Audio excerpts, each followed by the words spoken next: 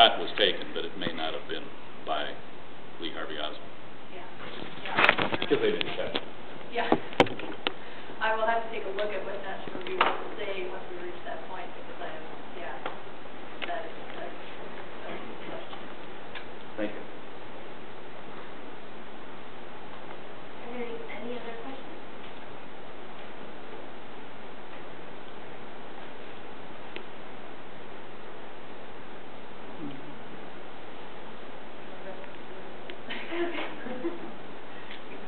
Just to make a couple comments that maybe perhaps a little wider the scope of this particular paper and ground it a little bit more in the conservative movement of the period, and address some of Steve's questions, hopefully.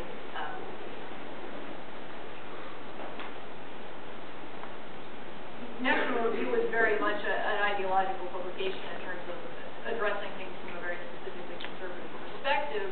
Within that, though, you can see some variation in how specific individuals, named writers certainly, and the portions of the publication that were titled or had authorship attributed to the specific articles, you can see some variation from people who were adamantly opposed to people who maybe bore a little bit more hope. And it's an interesting observation to point out that the publication's initial response to Kennedy gaining the office was not necessarily one of foreboding tragic things coming along for the American people. Kennedy's inaugural address did impress them. The idea of being called to ask what you would do for your country, called to make a sort of sacrifice. And in fact, one of the concerns National Review had, as certainly this first year of Kennedy's presidency wore on, was that Americans weren't being called to sacrifice in a period that was deemed very dangerous for the future of the nation, given the perceived strength of the Soviet government at this point in time. So, and National Review had by no means been an enthusiastic advocate of Richard Nixon for the presidency in 1960 against Kennedy. My book looks at the 1960 election specifically in different constituent groups and how they interacted with the major Republican options for the presidency at that point in time, and how conservative organizational growth grew out of 1960. And one of the things that I deal with in National Review's outlook on the presidential election, or the presidential campaign itself, and there's a lot of debate over Nixon's inadequacy as a conservative representative in 1960. There were certainly other media outlets for conservative discussion at this point in time. In terms of something that encompassed a broad swath of conservative opinion, though, National Review was really the only publication or any other form of media outlet to have that sort of scope, if you will.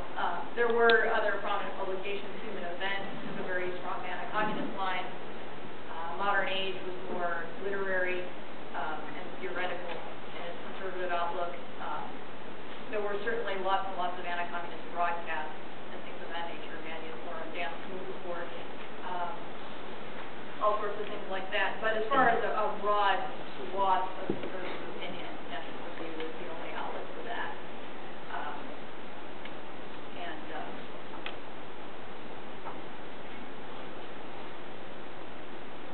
And this really is one of the things that I've done in my own work, and that several other scholars of the conservative movement post-World War II have done, is to draw back to the origins of the conservative movement, or of successes within the conservative movement prior to 1980 and the election of Ronald Reagan. Certainly that represents really the ultimate height of strength to be able to elect a president, especially with the sort of mandate that Reagan took upon himself. But again, as I said earlier, by 1964, conservatives were able to secure the nomination of Barry Goldwater, have largely taken over GOP machinery, and even though the Goldwater race is a disaster, the post-election outcome still leaves conservatives in a strong and resistant party. And again, throughout the course of the 1960s, Republicans start to gain strength in the South, which again presages later movements. Nixon runs more conservative later on in his career than he does in 1960. So there really is a story, and there are conservative social successes as well in terms of their opposition to the moral libertinage that I think that Buckley refers to earlier. Conservative organizational successes that even while they might not be as apparent in terms of political outcomes, lay the foundation for what comes later. For example, it was a conservative activist who we have to thank for direct mail, who was the first to come up with a computerized direct mailing system. It was an incredibly successful way of gaining conservative support, of pinpointing single-issue voters and really increasing the incidence of single-issue voting, and so on. So a lot of that organizational framework comes in the 60s, comes in the 70s, that leads to the 80s and 70s.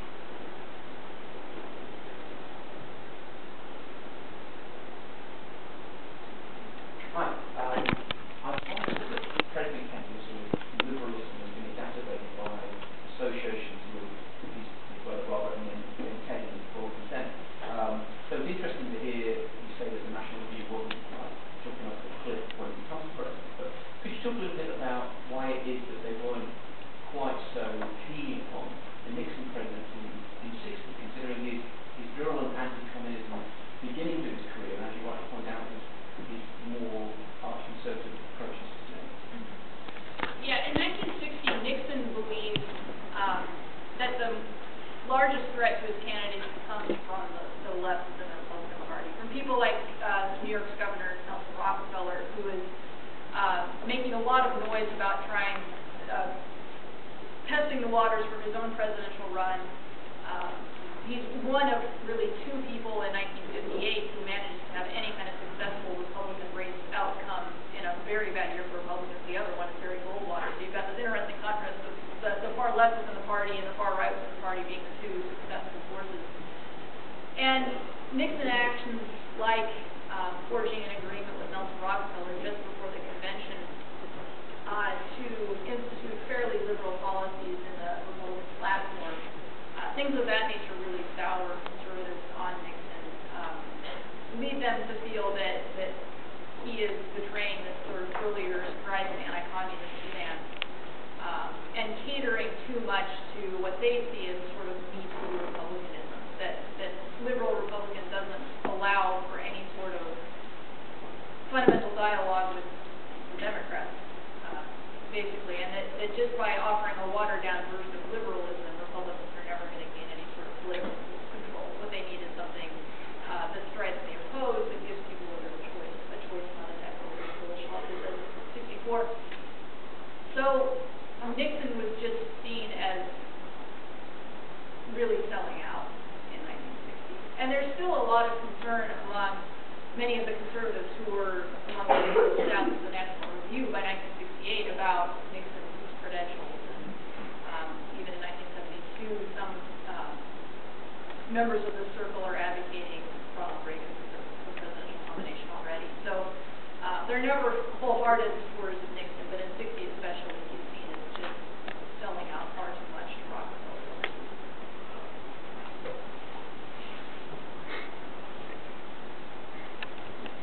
Of course, the Kennedys were both allied with Joe McCarthy in the 50s, and whether or not that was for political purposes so that they could not appear to be 180 degrees from Nixon's anti-communism. Sometimes I think that may have been their strategy, although I think they, at some point in their young careers, were literally very anti-communist.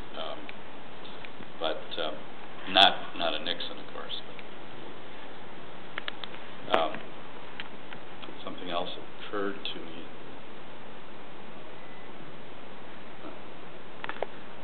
Yeah, students here I was a student here back in the 60s.